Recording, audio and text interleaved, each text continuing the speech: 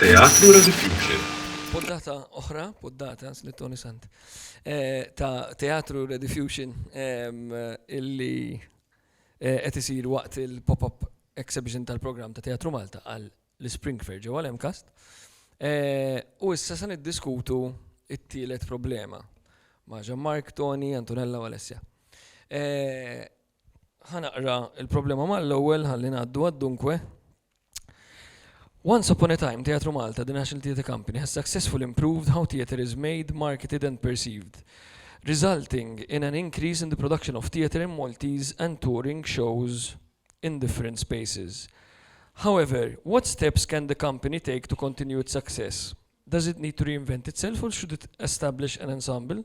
What does the sector need from it to reinvent itself?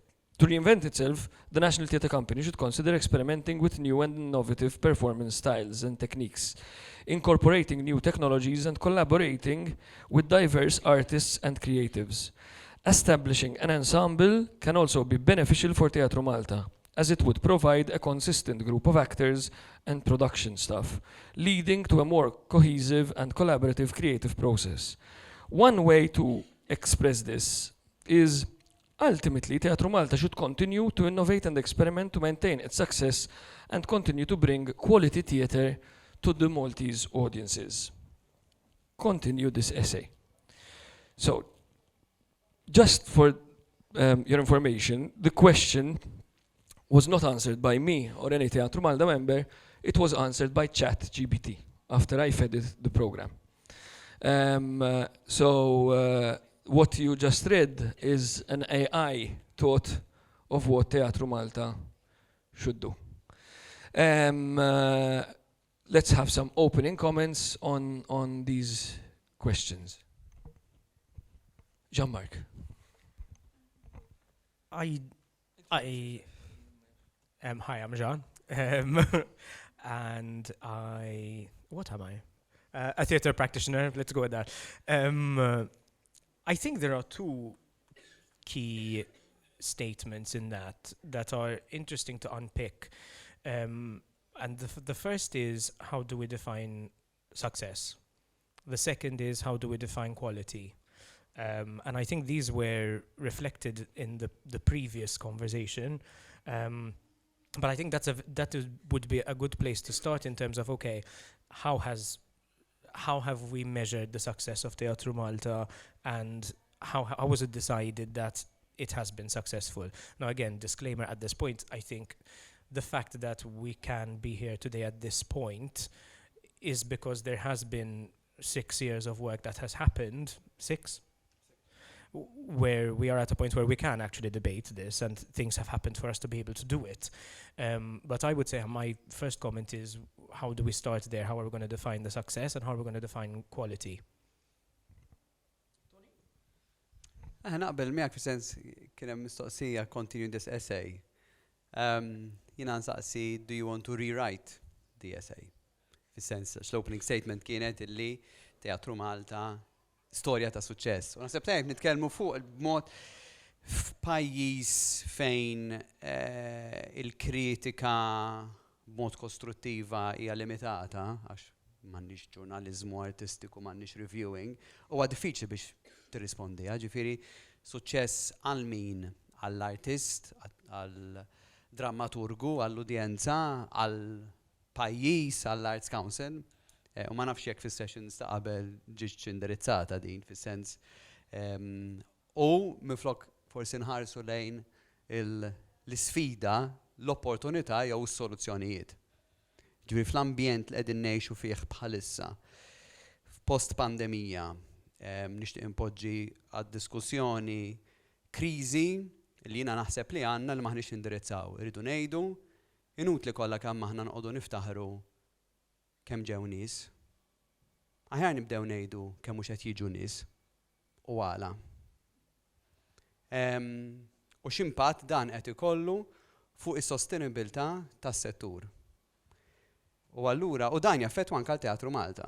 Jiġifieri again, suċċess għall-istat huwa bums on seats, kontenut artistiku ġdid li ntellaħ 3 ijiem u mbagħad impoġġuh fuq xkaffa, ideat komunità li qed tinħoloq.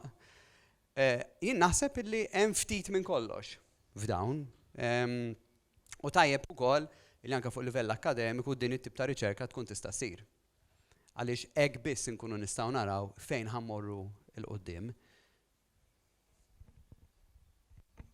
Hello, jien Antonella Axisa, attriċi. Il-ħsibiet tiegħi kienu simili tal-kollegi tiegħi, ġifieri l-istess ħaġa. Bdejt naħseb kif kejjilna forsi suċċess u x'kien eżattament, ġifieri dali qed insemmu fl-ewwel sentenza. Imma fimx huwa bliema mod il-ChatGPT titih ċertu prompts. Kif jitibgħat ChatGPT? Ħanifhem daqsxejn kif. Tajtu l-programm li nedejna issa u l-intbow l-website. F'menta għedha bik fuq xamet Malta mill-What Right Question and Answer for a panel to discuss Malta's future. Uħarġ bdi. Ok, l-idea ovvjament hemm ħafna mistoqsijiet differenti sewwa dak li għandna, ġifieri rridu forsi nittekljaw waħda. Jiena li interessatni particolarment li semmejt l-ensemble jew le għaliex ġieli diskutejna miegħek din Sean.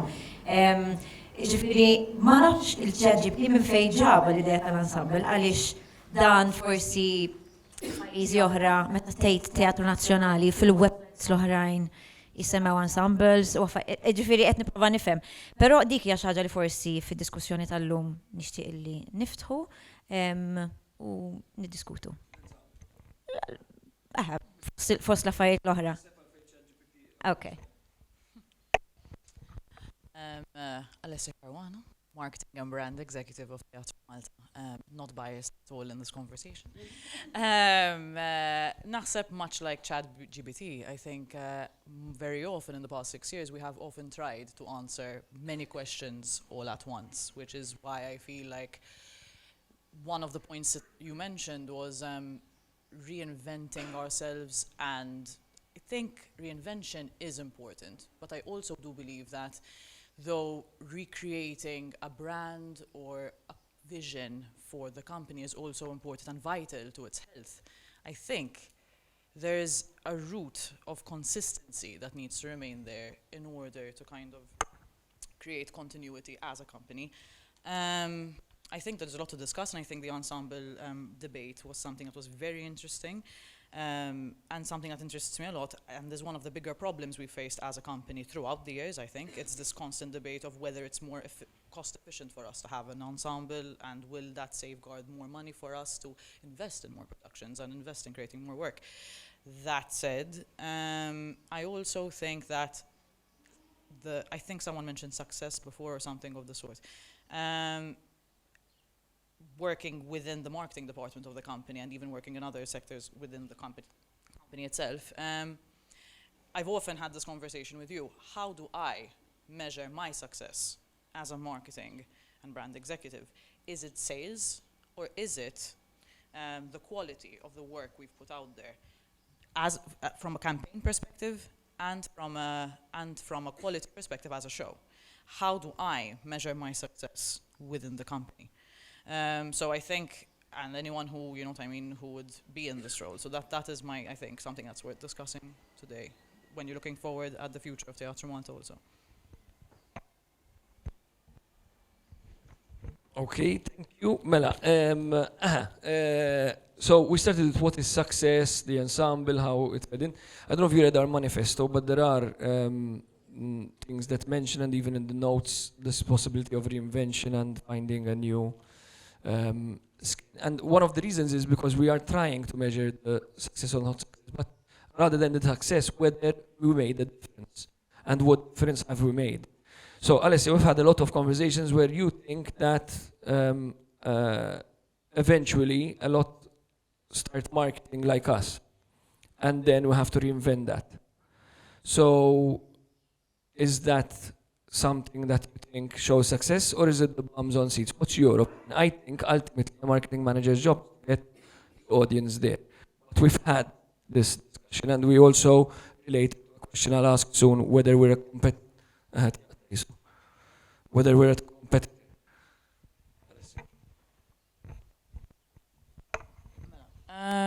It's a tricky question, I think. my focus should be sales. Ultimately, I think that sales are what I feel like I've been successful if I have sold out a show. I do. That said, there are campaigns, marketing campaigns I have created for shows that were less successful, which I was prouder of. There were shows I didn't feel not necessarily, or even sometimes it happens to everyone, shows I felt didn't necessarily deem the success they got. I will be very blunt about it. This is, but this is also part of my job. I need to sell the show, irrespective of what it is. I have noticed, since we did start 6 years ago, I do believe that the way in which companies market has changed. I do see a lot of similarities in the way other companies market their shows, which also shows healthy, the fact that we have been influential in certain elements, even if companies are not necessarily conscious of it. But again, this then obviously creates a certain kind of an issue for me, or as in within the company as Teatru Malta, we're constantly trying to change it up. It's almost exhausting because it ends up being a situation of us having to catch up with ourselves, and that in itself can be a bit tricky, and at times it can be a bit how do I put this? Not self-harming. I mean, it can be a bit of a double-edged sword. Jean Marc? Just picking up off what Alessia said, I said the first thing is, yes, I think we should acknowledge that it is, I suppose, a way to define success, that the marketing is something people have looked at and analyzed and maybe replicated. So that in itself, from one angle, is a success. What I think my views are, and this comes from even looking at the website, looking at the manifesto, there are a lot of points. There are the points you made, and even here today. If we treat this as a business model, right? I think the first thing here is, in terms of the brand, if the brand is strong enough, then how often do you have to reinvent because the brand is strong enough? And the employer branding too. On the other hand, we also talk, I think my next question would be, who is Teatru Malta for? Now that is quite clear, I would say, on the website, but I don't know whether it is, how much it has taken. And I'll use two examples. Well, I'll use one example. Who was today for? And if today was for artists, why are they not here? Is it the accessibility given the time, etc.? Is it the fact that they do not feel a part of it? Is it the fact that they don't think this is for them? So I think there is that question of who is Teatru Malta for? And linked to that, I think, if we look at it again from a business model point of view, you've had these 6 years, which are a company in its infancy. And you do start with a vision, but you start trying out things. The next phase here would be to consolidate and to revisit that Northern Star. So what is the Northern Star? What is guiding us? And how do the vision and what is the clear vision and mission? And every decision has to be guided by that. Does it fit? Yes or no? Then how does that translate? It translates both in the quantity versus quality argument, in how you work infrastructurally internally, so what is needed internally, and what happens with the audiences and the artists. I think ultimately it does translate to what was being said in the previous panel, the strategy. And how long-term the strategy is. If there is a long-term strategy and the vision is very clear and you've got parameters, then you can move in and out of that framework. You can have change, but within that vision. L-ewwel net naqbel ħafna ma' Jean Marc u semmejtilek ftit l-ewwel. Ġifieri, pereżempju, jiena nixtieq illi ikun hemm forum, per eżempju, darba fis-sena ma' Teatru Malta fejn intom tieħdu il-fil tan-nies li taħdmu magħhom, tal-atturi, diretturi, kreattivi, producers. Ġifieri illum xtaqt li nara ħafna iktar nies, per eżempju, jien hawnhekk, għaliex naħseb li dan kien lan li l-kuntatt mal-komunità, jew forsi jekk mhux dak il-lan, nixtieq illi forsi kun jew dan l-avveniment jew mod ieħor kif dan isir, dan it-tip ta' feedback. Nixtieq li jkun hemm aktar channels ta' feedback lejn Teatru Malta. Nħoss li hemm nuqqat ta' kif in-nies jgħidulkom x'jaħsbu kemm dwar il-performances, ma nħossx li pereżempju għandi channel fejn jiena nista' ngħid ilkom forsi xi ħsieb dwar il-performance mhux immiss ġifieri bħala udjenza in ġenerali. U hija problema ta' Teatru Malta jew tas-settur taħseb hemm postijiet fejn. In ġenerali, imma jiena lil privat mhux sammur ngħidu xi rid jagħmel. Le, settur pubbliku qed ngħidlek. In ġenerali naħseb hemm nuqqat ta' channels kif l-udjenza tagħti feedback. Jiena qegħdin hawn illum allura fuq nista' nitkellem. Iva le biex.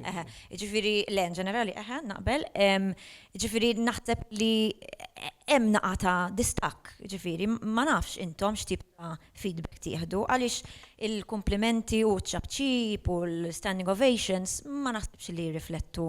Jiġifieri jiena nħoss kieku dil-ħaġa ta' reinvention għalija flok nridu nħarsu l-futur billi namlu ftit riċerka dwar il-passat. Ġifieri jien ma nafx x'tip ta' riċerka forsi ġieli għamiltu ma naħseb illi kieku nieħu gost li sir riċerka kemm mal-udjenzi imma anka mal-stakeholders nies li qed insemmu mal-kreattivi.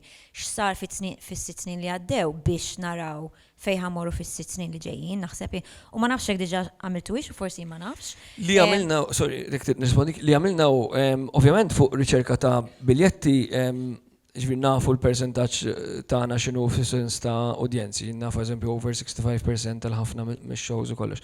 Però għamilna survey nsaqsu lin-nies x'jaħsbu f'Teatru Malta u kellna mistoqsijiet li għalina jekk irridu nipprogrammaw l-udjenza u l-artisti għall-udjenza li jaħsbu eżempju li naħdmu ħafna ma' ċirku żgħir ta' artisti. Għamilna survey imma li rritnajtu kol vizavi l-istaċedija u l-punt li għati semijinti Antonella naħseb importanti. Illi ovvjament kumpanija żgħira bħal Teatru Malta bir-riżorsi ta' Teatru Malta li issa sabet ruħha f'uffiċċju medium term u fi spazju medium term. Jiena nħoss li hemm riskju li nagħmlu strateġija li we can't deliver, hekk morna l-manifesto. So, qabel ma jkollna sistema amministrattiva, organizzattiva fejn aħna we are in control of most of the companies being naraħ kważi arroganti li wieħed imur għal strateġija li ma jafx jista' jagħmel. Ħanaddi sekonda, inti lesta il-punt? Għal Toni kien wieħed naħseb miż-żewġ persuni li ħabba fih Teatru Malta twildet, jiġifieri għalhekk qiegħed ukoll. Imma llum għandek il-kumpanija tiegħek, jiġifieri qed inkellmu s-suċċess ta' Teatru Malta post tal-lum taraħ kompetitur, taraħ kollaboratur, xaħna n-eżempju punt fil-manifesto li għajt we are no one's competitors, we are all underdogs. U semmejna marketing space, għanna punt ieħor li għajt relatat ma tiegħek Antonella, we are marketing mavens without data legacy. Dik li m'għandniex data legacy biex nirrispondi ukoll, ma nafux eżatt minni l-udjenza tagħna għax sissa Teatru Malta ma kellix il-fakultà li kollha ticketing provider li tija data legacy. Għax il-gvern m'għandux sistema.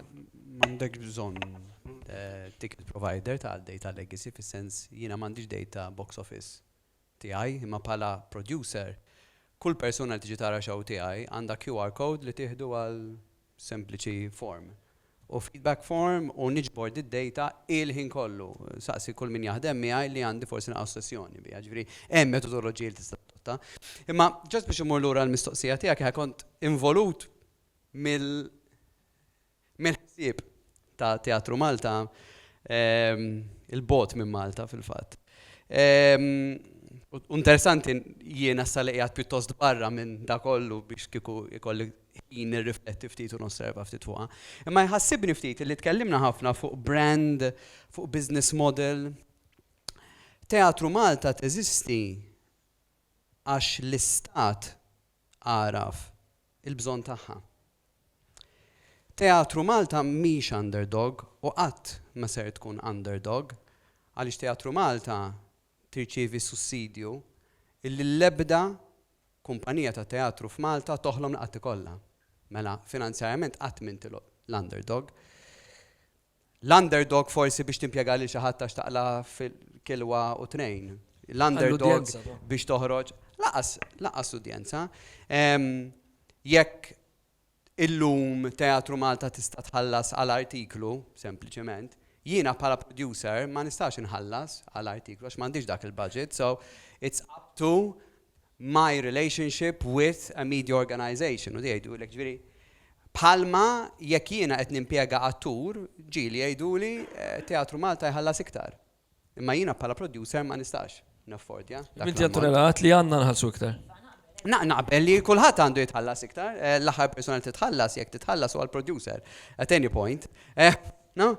And when you think that right now fejn 10-15 sena ilu konna forsi nikkalkulaw 60% bħala l-break-even point, illum ġili ta' salet 80% at break-even point, ġili anka 90, ġili taf li tgħid diħan għamela għal profile tiegħi. Imma again ma rridx nitkellem fuq għax it's unfair to talk about a like with like on the role of a national company with what the independent sector does.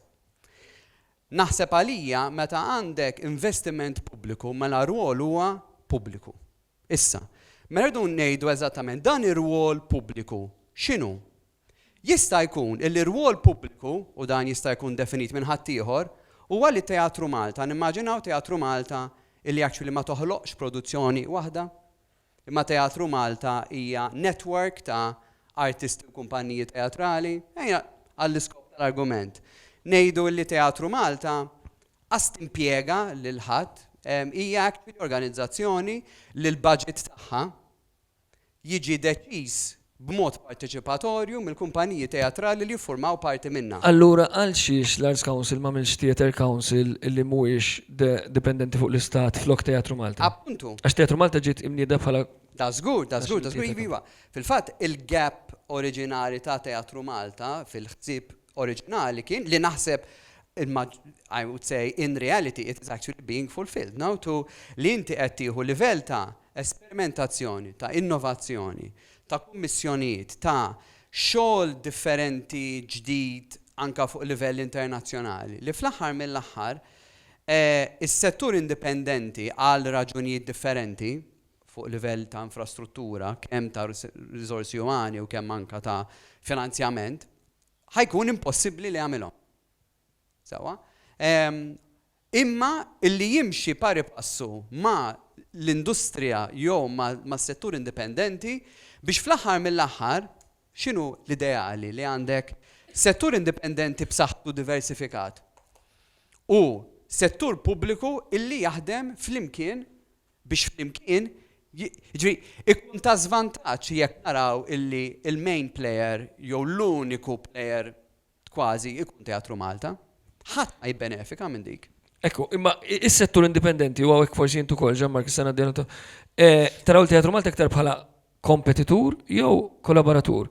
Fis-sens ta' jiena dejjem ngħid li nippruvaw nagħmlu proġetti li kif qed inti s-settur privat qatt ma jista' jagħmel. Però ovvjament issa bil-fondi u jiena nemmen li Teatru Malta hemmhekk ukoll fit-tip ta' teatru li sar fl-aħħar 6 snin naħseb iffiltra xi ħaġa, il-kollaborazzjonijiet li dejja ta' creative teams akbar. U bil-fondi qed insibu ruħna forsi b'affarijiet simili. Għax hemm il-fondi, allura tista' tiġi li inti qed tgħid għax għandna sussidju, ma li m'intix taraw illi meta taqbad il-fond għal produzzjoni waħda, hemm produzzjonijiet li ħadu l-fondi li għandhom iktar budget minn ta' Teatru Malta. So kif qiegħed hemmhekk inti tarana bħala kompetizzjoni, eżempju bħala kollaboratur. Issa inti ġej ukoll minn skola, ma tipproduċi wkoll. I think it's a difficult one because in ways you're a collaborator, in ways you're a competitor. I wouldn't say you're a direct competitor. And I think this goes back to something else. Again, what is the role of Teatru Malta? I think it's great that we should be able to aspire to meeting the level of what Teatru Malta is doing. I think it goes back to, and this is my opinion, the strategy and the infrastructure, because from there it establishes how we work with these people. So what do I mean? I feel, sometimes I think, and this it might be reflective of the industry in itself, but it is something I've thought of with Teatru Malta. This reinvention and the amount of work that's created is quite quick. It's fast-paced. And sometimes I start thinking, but is it a symptom of the people around us, or are we actually encouraging them to be like that? So if we're encouraging them to be like that, the mentality becomes quick fixes, injections, add a project, do this, do that. So what happens there? People will do a project. They might not feel the need to train for 3 years, but I'll do a workshop and I'll do the show and I will get paid in the same way as that. So I think the issue is more deep-rooted, because until there is a clear strategy and infrastructure that puts these things into perspective, we're always on this wheel without slowing down and going, okay, what is the roadmap? In that roadmap, you could discuss whether you need a certain pool of artists who are full-time on a definite contract and others who aren't. You might need to explore pay grades. You might need to begin to differentiate with people who are trained and people who aren't trained. And I'm not saying that people who aren't trained might not be naturally gifted, because there's a difference, but there are bigger conversations to have here, because and this ties into what I said strategy-wise, and I think maybe I used the wrong term, and I'm glad Toni pointed it out in terms of business model. I think it is the roadmap of what happens to an organization when they go into that phase of exponential growth. And maybe the roadmap here is, the strategy is, for the next 3 years, how are we going to strengthen the infrastructure and do the research? How are we going to settle, as opposed to having more shows?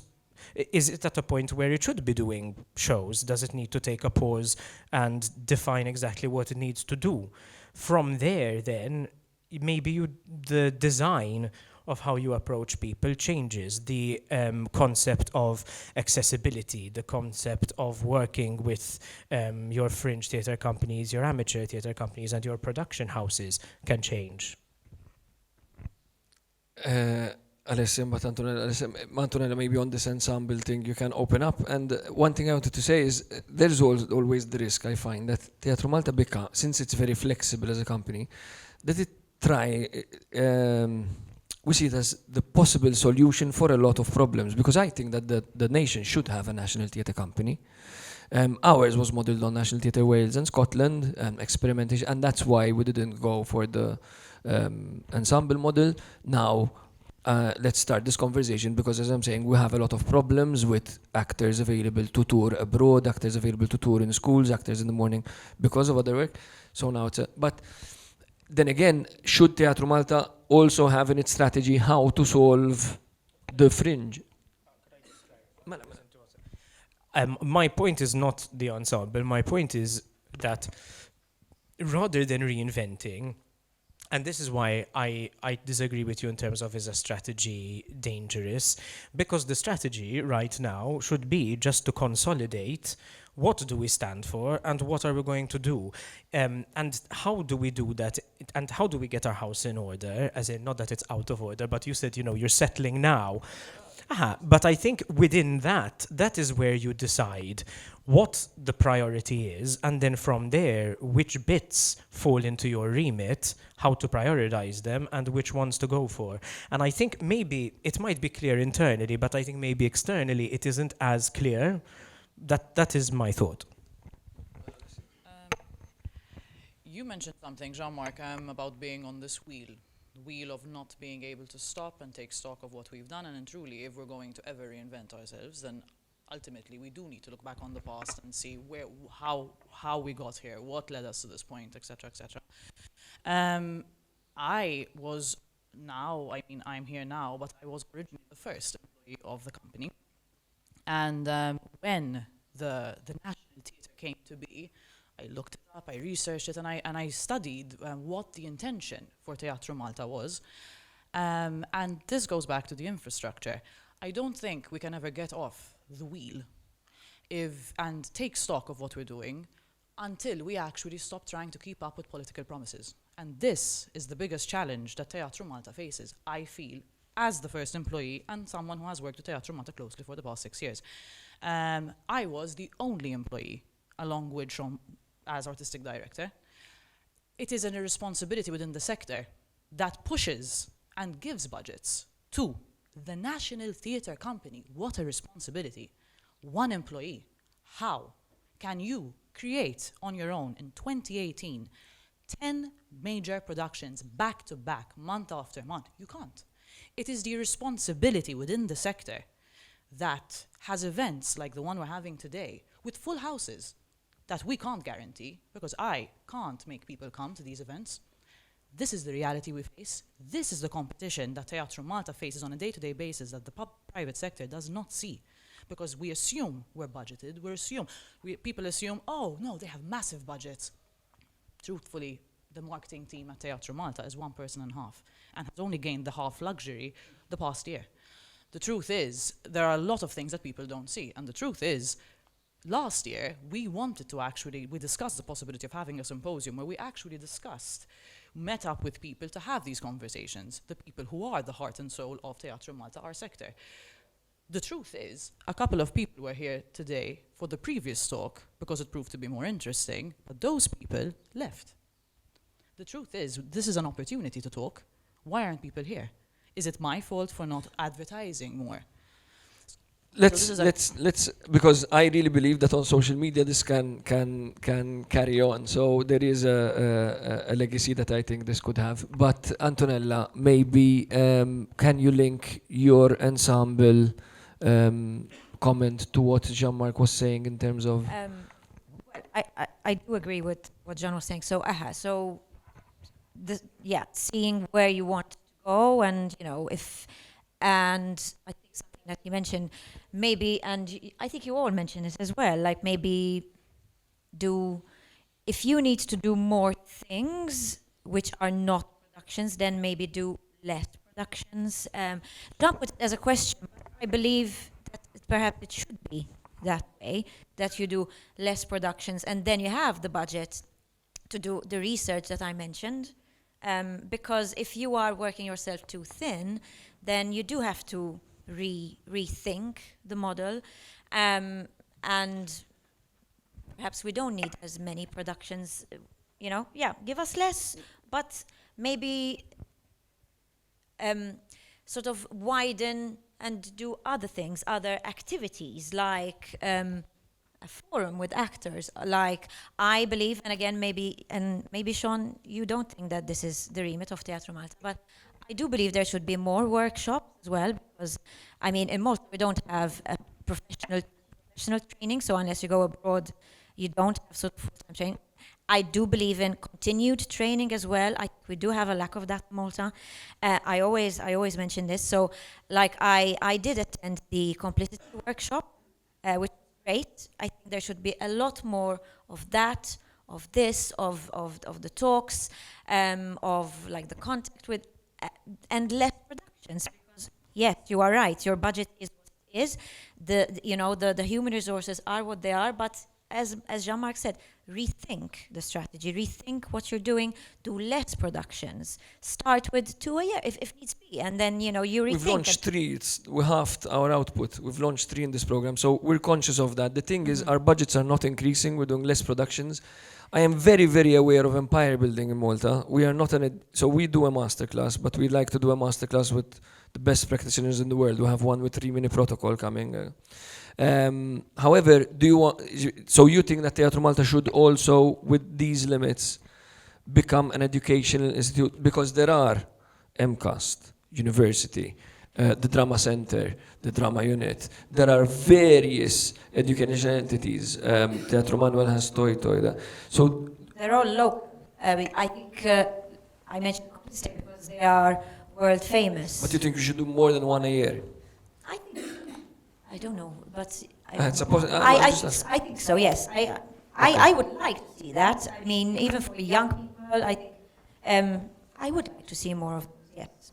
I still think it's not the root of the problem, though, because if Teatru Malta decides, and this is where that's what it comes down to, that the the main goal is capacity building and what happens in the future, then maybe it needs more outreach. If Teatru Malta decides that the quality of its shows and has to be a certain way and return on investment has to be a certain way and they want to attract certain people, then maybe the Teatru Malta would decide, yes, we need to invest in the training because we need to get there, both with the actors and the creatives and the technical teams, and that is where we need to start. It could be that Teatru Malta, once there is that goal, decides, okay, internally we want to grow our people and make sure that we are there before we take that next step. I think there are a lot of ideas, but I think all the ideas merit exploration, but until there is that very clear goal, we could go anywhere. Where do you begin? In terms of clear goal, in our first 3 years, we always mentioned in all our opening notes that the only goal Teatru Malta affords, we started with 150k when Alessia was mentioning, and then for Valletta 18 we had more and we collaborated with a lot. But the only goal was audience development. We couldn't afford internationalization, we couldn't afford education. So the only goal that from what Arts Council tried to create based on National Theatre Scotland Wales was the fact that we mentioned in the previous talk that there are 2,000, 3,000 regulars. Let's try and make it bigger. Let's go out there and brand theatre nicely and make it a nice experience and create nice experiences everywhere so that more people start coming. I think in that aspect, we have a strong number when you compare it to other PCOs, but what I'm asking now in this is whether now that is what the sector needs. So instead of us being clear, I can understand, but what would you want from, so Antonella is being extremely clear, an ensemble, more education. So what would the sector, see, from the point of view of Toni, as with the ENSA, culture, venture, what does the sector think? All right, maybe less competitive productions, but what more? Not at all, I think less competitive productions. But well, that could be one issue. Għal-Malti. Jiena naħseb għandkellem jiena personali sewa, ġifieri kelli l-privileġġ li niddiriġi show jew nikkodiriġi show kien Boulevard ma' Teatru Malta ma nafx kemm il-sena ilu. Ma naħsibx li actually wara hemmhekk kelli konverzazzjoni oħra fuq il-possibilità li nafx nagħmel nippiċċja lil Teatru Malta, irid nkun parteċipi fil-programm mad-diretturi għal co-producers. Ġenwinament, ma nafx, sens thinking aloud, ma qatt ma kelli konverzazzjoni oħra, dak kien 5 snin ilu. Ma ġifieri naħseb fl-aħħar mill-aħħar nies kreattivi qed nitkellem x'inhu l-aċċess għall-organizzazzjoni u kif issir dak l-aċċess. U naħseb hemmhekk dejjem hemm lok illi dak l-aċċess dejjem jinfetħ, qatt mhu biżżejjed tagħmel x'tagħmel. Ġifieri ma nkunu ftit ottimisti hawnhekk għax ngħidu x'inhi l-problema, għalija Teatru Malta vera mhix problema. Anzi, Teatru Malta aħjar biha milli mingħajrha żgur. Naħsbu li ħallit xi effett fuq b'xi mod jew ieħor, żgur. Kien l-effett illi ridna ma nafx għax nafu minn fejn tlaqna u ma kenniex miżuri f'posthom biex inkejlu kif semmejna s-suċċess. Mela l-ewwel biex nibdew għall-konverzazzjoni misri tkun nafu x'ħan iddefinixxu bħala suċċess. Kemm ġew nies, kemm hemm aktar nies jitilqu mill-pajjiż u jerġgħu lura, kemm ħloqna kollaborazzjoni. Ma qed nitkellmu fuq il-aneddoti hawnhekk. Min-naħa l-oħra bħala producer issa, hemmhekk ukoll nixtieq inkun naf meta jiena noħloq xogħol. Ma' min nista' noħolqu dan ix-xogħol. Ġifieri jiena nista' nagħmel konverzazzjoni għal co-production ma' Teatru Malta u kif. U l-assets intellettwali ta' min huma. U jiena x'responsabbiltà ħanieħu. Għax fl-aħħar mill-aħħar ir-riżorsi tiegħi bħala individu, bħala kumpanija żgħira li mhumiex wisq ikbar jew wisq inqas mill-maġġoranza anzi, tżajt forsi jiena wieħed mill-ftit li nopera full-time fuq dan il-livell, vera, kważi part-time għaliex mill-parti ta' Culture Venture li tieħu nofs liħor, imma Naħseb illi dak jekk dan il-proċess ikun iktar miftuħ, iktar sempliċi, forsi iktar dirett, u hawnhekk nuża l-eżempju ta' spazju kreattiv fejn issir sejħa. U taf x'inhuma l-parametri, issa taqbilx magħhom jew le, toħroġ minn hemm biktar dik hija xi ħaġa oħra. U naħseb li tista' again xi ħaġa prattika forsi. Ovvjament, di konverzazzjoni twila, però niprovoka ftit. Ovvjament huma żewġ affarijiet meta naħsbu dwarhom huma kontra xulxin le li tagħmel inqas imma tkun aktar aċċessibbli għal aktar xogħol għax hemm ħafna nies li jagħmlu magħna. Imma mbagħad inti jekk tagħmel żewġ produzzjonijiet m'għandekx ma jsir fl-isport tażel laqwa li qed isir u tgħid nagħmel hekk. Eżempju, jekk naqbdu Teatru Nazzjonali, rari ħafna tara Teatru Nazzjonali, eżempju National Theatre naqbdu s-soltu Ingilterra illi joħroġ open calls għal program limitat Teatru Nazzjonali, open calls għal affarijiet oħra u hekk joħorġu. So, imma x'għandha bżonn Malta? Eżatt. Issa ħandkom il-di. U l-aħħar provokazzjoni insomma, iktar provokazzjoni biex nisba. Għamilna sentejn għamlu l-atelier Francis Beyer. Ismajna ħafna nies jitkellmu kollox. Kien hemm ħafna affarijiet li jipprova jagħmel fosthom din diskursat. Issa ħanamlu. Issa l-atelier Francis Beyer mal-Manuel sa jsir isu New Work Department. U inti tapplika biex tagħmel xogħol produzzjoni. Ejju nafta. Xogħol ġdid jew koproduzzjoni ma' Teatru Malta jew New Writing, jew ma' Teatru Manuel, ħankunu flimkien, imma tittamel ġimatej intensive, mhux ħatibqa' se tkun available għal dawk il-ġimatej. Ħanippruvawha, naraw kif immorru, imma jaf da. Però x'taħsbu fuq din l-idea ta' the tricky situation between being more accessible to more ideas and more collaborations, yet having to produce less and for longer. L-idea li semmejna li tiftaħ id-dialogu. Inti mhux kull idea li ħajpiċċjaw lek ħatamela, imma inti trid tisma' naħseb il-kulħadd u mbagħad ħajkun hemm proċess ta' għażla id-deċiżjonijiet artistiċi, imma naħseb il-komunità, il-kreattivi, naħseb titħoss li tista' titkellem hemm xi ħadd qed jisimgħek, issa jekk tintoġobx l-idea tiegħek, dik hija kwistjoni differenti, imma il-kanal jew il-mod kif jiena nista' nwassal l-idea tiegħi forsi iridu jinħolqu li forsi għadhom mhumiex hemm b'mod pjuttost wiesa', ġifieri jinfetaħ iktar dialogu, dik li kont qed insemmi l-ewwel jiena. Issa again, u biex nibni x'qalet Antonella, gap li għandna hija tal-komunità teatrali f'pajjiżna ma teżistix. Issa għannuti nqogħdu nduru mal-lewża. Kulħadd moħħu fih innifsu, fl-għalqa tiegħu, fil-patch tiegħu, irrelevanti taħdimx mal-istat jew le. U qisu tiġġieled tal-patch tiegħek. Din għax ukoll għax gżira, u għax postkolonjali, u għax nara sal-dar tiegħi sal-adba u daqshekk. Jiġifieri għalhekk Teatru Malta jrid joqgħod attent li ma jsirx wieħed minn dawk il-plejers ukoll. U allura għandek responsabilità doppja li kważi l-neutralità forsi mhux it-terminu tajjeb hawnhekk imma li jkun il-broker f'dan kollu. Jekk hemm bżonn Teatru Malta ma jidħolx fi produzzjoni imma jkun il-broker ta' produzzjoni, pereżempju, li huwa dak illi isu id-dar ta' l-atturi, tal-artisti, ta' drammaturgi, ta' diretturi. Kif issir din mhux se ssir f'sena.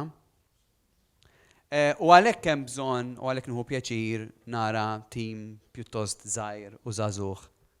Forsi xogħol u Alessia ma jtux dik il-kategorija, ma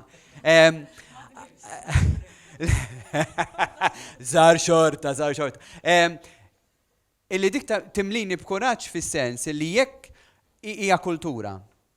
U jkollna nammettu li din il-kultura meta niltaqgħu hopefully 5 snin oħra mhux se nkunu wasalna għaliex din xi ħaġa li ħatieħu 10 snin, 20 sena fejn verament in-nies jgħidu jiena parti minn Teatru Malta għalkemm f'dawn l-aħħar 5 snin m'għamilt xejn dirett minn Teatru Malta. Sorry. Pero, Ton, and you're very right, this will take time. And this goes back to what I was saying before, li tipo, and very much, if we don't get off the wheel and take the time to stop and literally take stock of what we did and what we have done and what we have achieved over the past 6 years, then we will become another company overseeing its own patch of land only. So in order to avoid that, the sector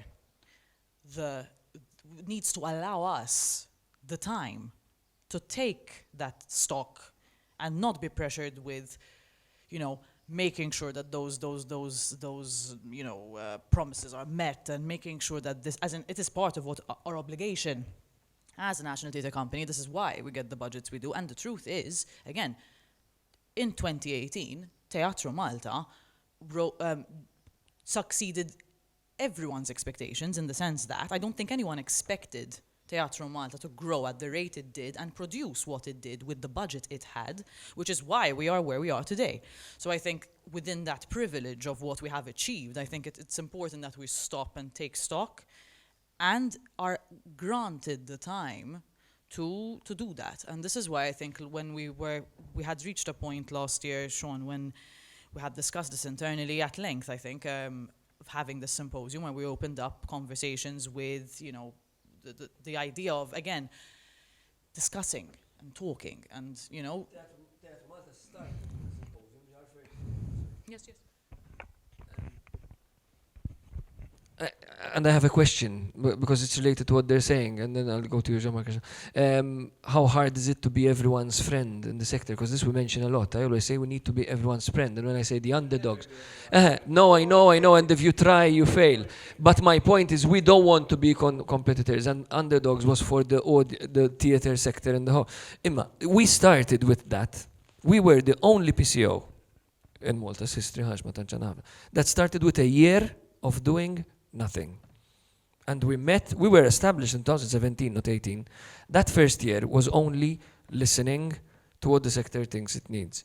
And we did some Tur Teatru Tazzatewek. We're trying, I see your point a lot, and in a 28-page program, only 6 pages are related to a production. We're trying to do a lot more, but then again, the resources are what they are. But what we're debating today, and thank you for all your honesty, is if it needs to reinvent something, where do we want to go? Because we are the young team, but where does the sector need us to go? Which is a lot, it's related a lot to what you're saying. Maybe the sector 6 years. This is a very fast-growing, fast-changing sector, no?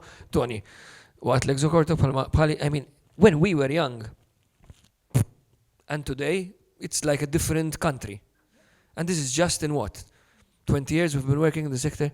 Maybe the first mad people. I still remember meeting Toni at British Council. And even 6 years ago, I still believe that some productions were created because of Teatru Malta's way of doing theatre and other companies. But my point is, within the six years now, does the sector need a different Teatru Malta, or does the sector need? And we've established that point. So, but I'm going. Actually, I know you have something to say. So. No, I think I'm going because you asked to be direct, so I'm going to be direct. I think one salient point is Teatru Malta needs to gain some ground in terms of clarifying expectations with the powers that be, because. Yes, when you start, there is that initial speed and that initial momentum. There has to be pushback because it's not sustainable to keep that speed and that momentum. Now, the second thing, and again, if you're looking at how you started with that year of not doing anything, I'll take Atelier as an example. A 2-week intensive, and then to pitch new writing, etc. If that audience is people who are relatively new, let's call a spade a spade. We do not have the training provision and the opportunities for these people to be able to get where they need to in 2 weeks. So is that... It's not for new people. Okay, but it's for everyone. Okay, now even if you look at everyone, my question would be, because as artists, once we have an idea, we run with it and we get excited. Did we do a hell of a lot of research before? Because if you look at case studies across, whether they're national theatres or local companies or whatever, and you look at research about how long a process takes, how people develop, what quantifies them having a meaningful experience and being prepared, then that decision would be very informed. How much of that was done before Atelier was put into motion this way? And then No, Atelier was put into motion this way because of the feedback we got through the 2 years of conversation with the Atelier France Bayer. If you're debating whether these will be available for the 2 weeks and whether they have enough time to produce it, it's also modeled on international intensives. Models like what how Teatru Malta started with, or the reading of the plays. Those, but the intensive in Malta has never really been tried. So we're going to try with that. The idea that you're 2 weeks full-time before you, and you're a creative team. So if an artist comes, we'll give them what they need, we'll give them I don't know. It's an R&D which then develops into a showcase. So it's not as Atelier was initially, where it was them developing. This is R&D now. Okay, so again, see that's a different kettle of fish. Okay. If you now to cut to the chase, what we want to see, I boiled it down to four points: quality versus quantity, role modeling as opposed to production, the short term versus the long term. So less of the sparking and more of the we think, we research, we analyze, we do at the pace we need to do it. And the fourth is inclusion over access. And this comes to what you spoke about in terms of if we do less productions, we're going to have less people involved. I think if you don't think of it as accessibility and you think of it as inclusion, the whole point of inclusion is that it is a universal design. So you are designing universally and you start from there before populating. So if you, for example, take audiences and communities, your internal team, the artist sector, and your other stakeholders, even if politically, you start by designing a concept that involves them all. Does that only mean audiences? Does it mean the amount of productions for everyone? No. At this point, you are still designing that canvas, so it begins with universal design to include everyone before going, we need to access these people, this people. When you mean include everyone, what do you mean? Because to me, a national theatre needs to choose the best, right? Are you meaning the artists or the audiences? I think this is interesting because the way Teatru Malta is positioned is it's a theatre with no walls and it's a theatre for you. You could be everyone.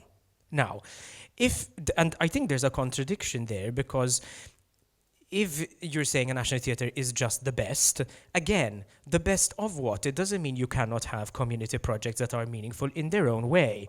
And then, on the other hand, if we're going for just the best, and you need the best in terms of artists and creatives, then if that becomes the remit, it does go back to other people's questions of where is the training to create those creatives? How can you populate your program in that way? So again, that is why you go, okay, if we're going to be accessible, who are we talking about? So if we're going to include, are we including everyone and seeing how that works? If that is the case, then you need to see which steps you need to take to include everyone. And that does not necessarily mean productions. Okay, we need to start concluding. Antonella has a point. She has more than one point. Min qed jitkellem ta' min qed jitqara vera milli kollha tik.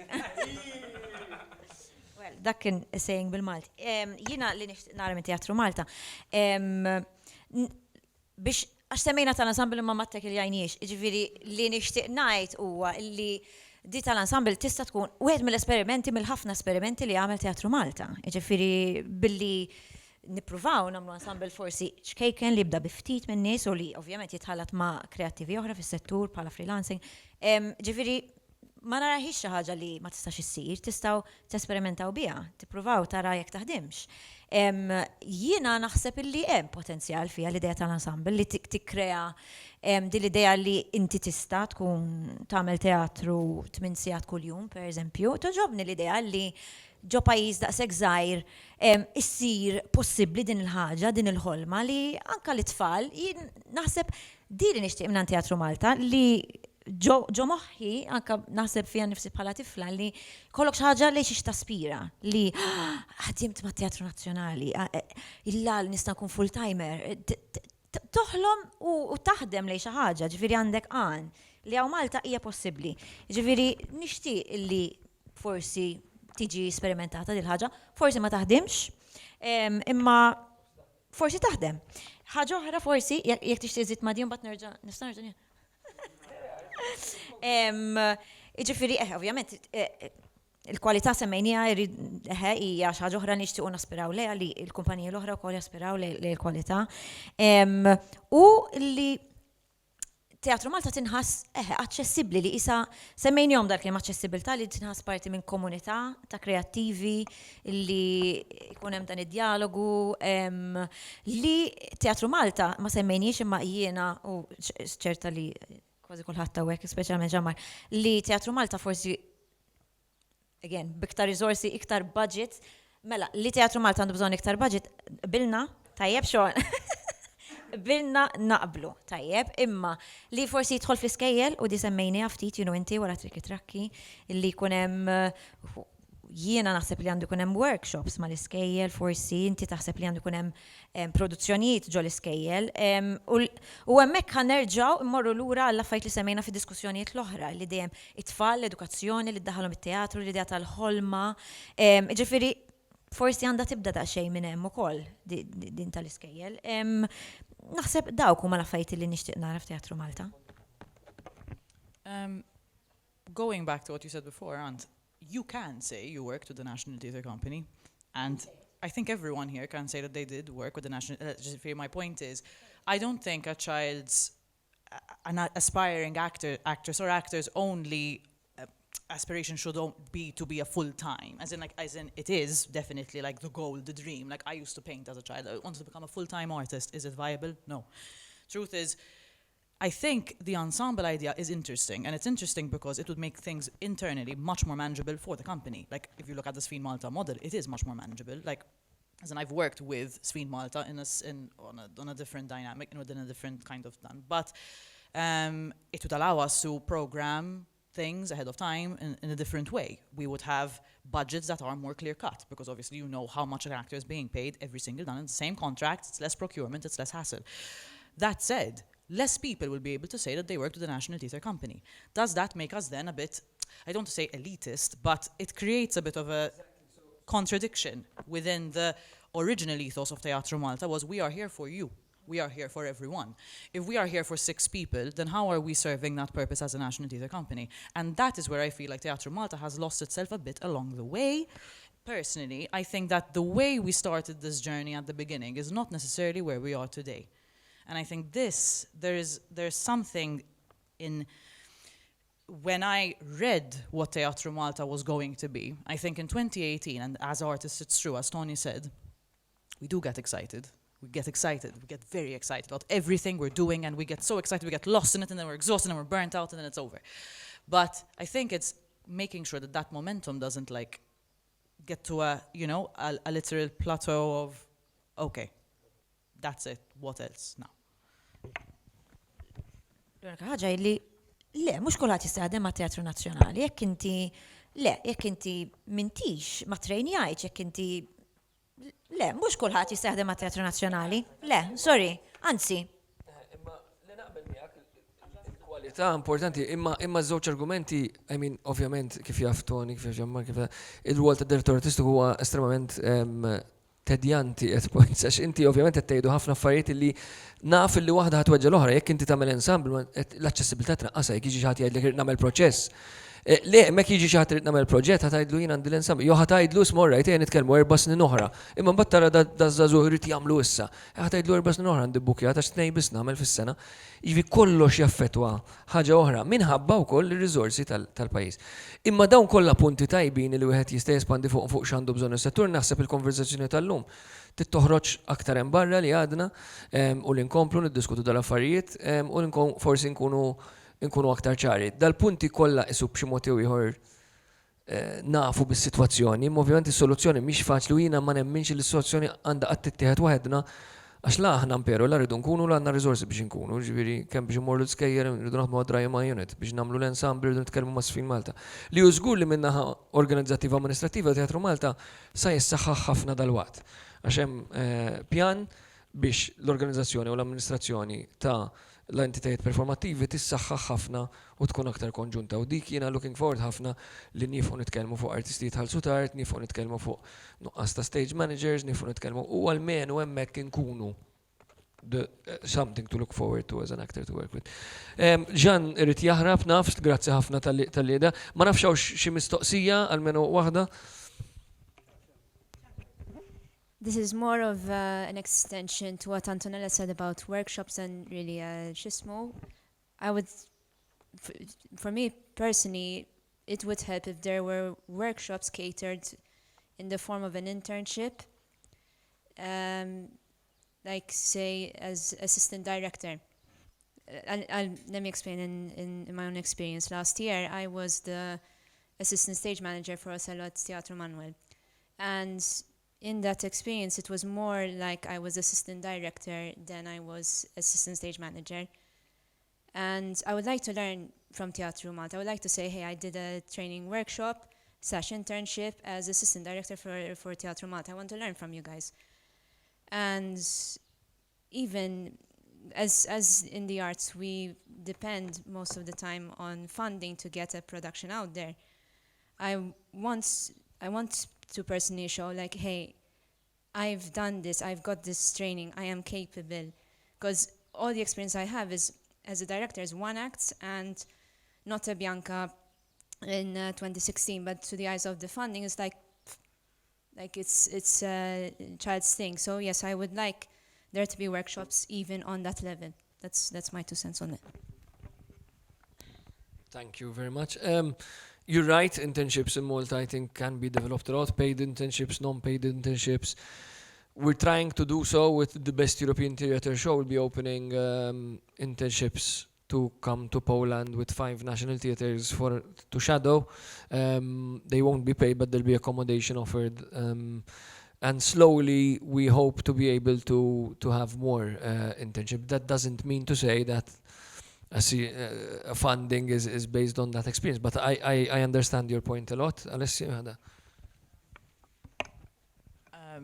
you're right, and again, what you don't see and what people don't see out there is that in the 7-year history of Teatru Malta, this is the first year we've actually been able to afford to employ an educational and outreach, executive. It's the first time to have someone fully focused on just that, having more training, having more workshops, having this happen. So again, we are listening, we are aware, but obviously the means that we have are, the budgets. That is something that has obviously impeded the, the actual ability to have the people to focus on these things. So, so we're listening, and hopefully then, these things start to happen more often, and you can get that training. Għax jimmeċ xini x-xewqa tiegħi għal Teatru Malta. U ma naħsibx li nbidlet mill-ewwel darba li ħsibt dwar Teatru Malta u l-isem Teatru Malta. Forsi ftit jafu li Teatru Malta saret l-ewwel pass kien illi nidħlu fil-European Theatre Convention, l-ETC.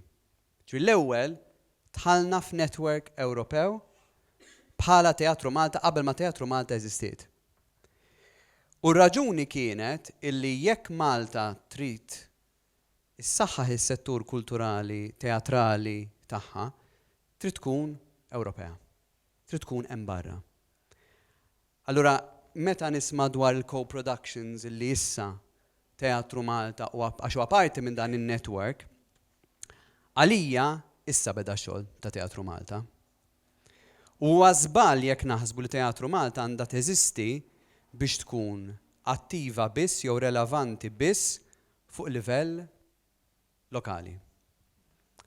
Għaliex il-livell lokali huwa pjuttost attiv. U din l-istess viżjoni jiena mbuttajta għal Sfin Malta.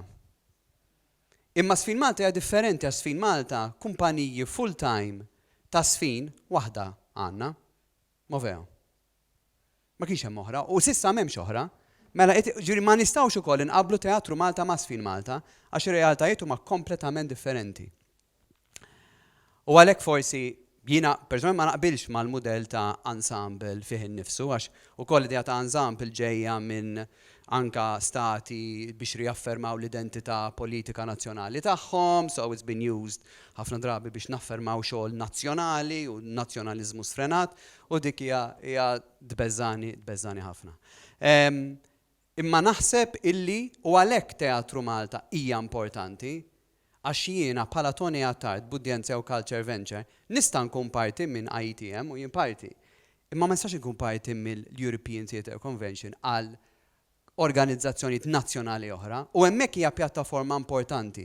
Jiġifieri li Teatru Malta hija attiva fuq livell Ewropea qed issaħħaħ b'mod indirettament anke lili għaliex hemmhekk hija parti minn komunità usa u hemmhekk għalhekk għandi jiena nkun parteċipi f'Teatru Malta u ħafna oħrajn bħali għandhom ikunu Teatru Malta anke jekk minix b'mod attiv, minix nidderiġi u minix nikkoproduċi. Min-naħa l-oħra, tgħinni wkoll kieku Teatru Malta fuq livell lokali hija l-unika istituzzjoni pubblika li tirrappreżenta il-vuċi teatrali tal-pajjiż. Mhux qed ngħid li l-MEA li kont parti minnha u qatt insomma parti minnha bħala Viċi President mhijiex u l-Manuel ma tinsiex dan huwa ta' bla spazju.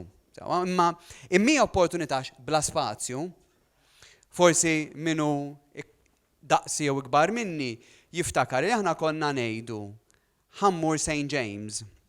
U ħammur St. James kien ifisser, mhux bil-fors ħammur nagħmel performance St. James, kien ifisser ħammur nagħmel rehearsal St. James, ħammur il-kafeterja niltaqa' ma' xi ħadd biex nagħmel audition, ħammur nagħmel play reading St. James, ħammur St. James għax ħam nissellef xi ħaġa li ħanagħmel f'teatru ieħor. Dik fissret illi kien hemm grupp ta' nies li ħassewhom parti minn xi ħaġa. U s'issa ma naħsibx illi għandna xi ħaġa ekwivalenti għaliha. U nixtieq ħafna li jiena nista' niġi hawnhekk għal rehearsal li ħanagħmel jew R&D li ħanagħmel li m'għandux jaqsam xejn ma' Teatru Malta, imma għax Teatru Malta huwa wkoll ix-xogħol teatrali li qed nagħmel jien bil-Malti, bl-Ingliż ma' dawn il-grupp ta' atturi li mhux bil-fors huwa. Issa tista' ssir għalija u għalhekk dan huwa l-vantaġġ ta' teatru mingħajr binja. Issa qed ngħid ora nista' nagħmel rehearsal qed nirreferi għal post fiżiku. Imma li nkunu parti ta' komunità ta' nies li qed joħolqu flimkien mingħajr ma ngħidu qed nikkompetina l-underdog issa fl-aħħar mill-aħħar mhux kollha rridu b'Amazon seats jekk qed nipproduċu. Jien nixtieq li kollha nkunu qed ħajt 100%. Maħniex, anzi, sejrin lura f'dawn in-numri għax għandna wisq kontenut jista' jkun ukoll supply and demand, id-domanda żdiedet, is-supply żdied żgur. U għalhekk naħseb u din hija xi ħaġa li nibqa' ninkoraġġixxi u naħseb hija sabiħa dwar Teatru Malta, illi dawn il-konverzazzjonijiet isarfu f'komunità. Għaliex jekk is-settur ikun b'saħħtu, kulħadd jibbenefika, l-udjenzi jibbenefikaw, l-udjenzi jibdew jiddiversifikaw. M'għandux ikun hemm udjenza ta' Teatru Malta u udjenza ta' udjenza. Għandu jkun hemm udjenza waħda illi tara fil-valur ta' xogħol differenti. Min-naħa l-oħra rridu nirrikonoxxu wkoll illi ċertu riskji jista' jħodhom biss tista' organizzazzjoni li tista' tiflaħ għal ċertu riski. Ġifieri għalija m'hemm xejn ħażin li jsir show produzzjoni li estremament artistikament hija inkredibbli u hemm 4 minn nies. Fis-sens tajb nifhmu għalfejn. Le, nur tajb. Imma li dik seta timbuttat xi ħaġa ġdida li actually waslet għal koproduzzjoni ġdida, hemmhekk iva. Is-settur privat ma jistax jieħdu dak ir-riskju. Daqshekk għalli nħati. Ħankonkludi, hemm ħafna ispirazzjoni fl-qed tajt, ovvjament minnaħa tal-ITC, not to blow around trumpet, imma jiena kont vera kburi meta qed inqalleb il-programm tal-ITC u tara artisti Maltin f'kull ġiex paġni. Ġifieri minn Simon sa Alex Wienek u kittib li u Kurt Gabriel. Sorry, Kurt. Imma hemm ġifieri ħafna proġetti li qed nagħmlu u għalina hija importanti ħafna dik il-network u issa qed anke ħadna l-fondi biex nikkoproduċu festival.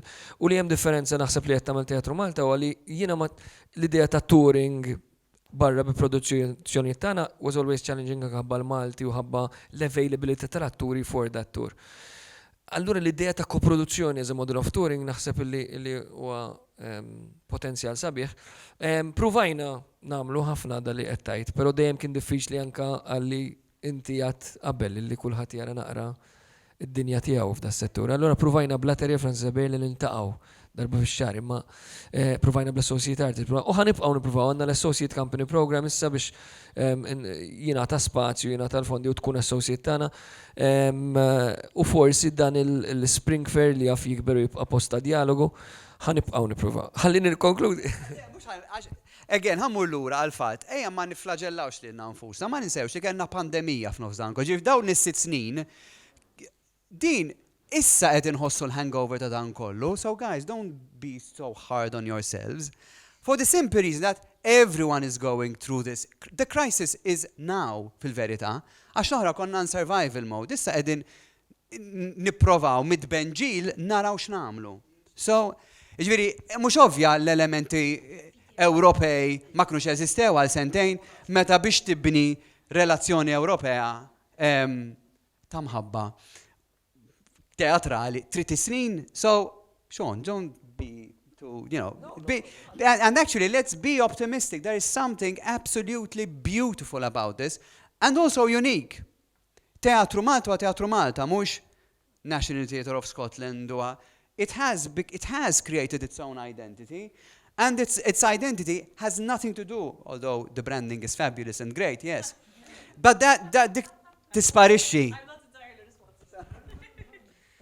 Okay, fuq dik il-nota I shared this optimism kieku nista' nassigurak li m'għadniex hawn u ħsibt ħafna għandix il-biżejjed ottimizmu biex inkompli nkun hawn u kuljum inħossni onorat u lucky ħafna li qiegħed hawn. Grazzi lil kull min kien hawn, nispera li kif qalet Antonella forsi ma kienx hawn nies biżejjed imma li issa on social media nkunu aktar b'saħħitna bir-reazzjonijiet tal-intqal. Dan kien Teatru Redifjuxin. Nirringrazzjakom tal-li kontu magħna, narawkom darb'oħra. U tislija l-Toni Sant għax dak jitkellem.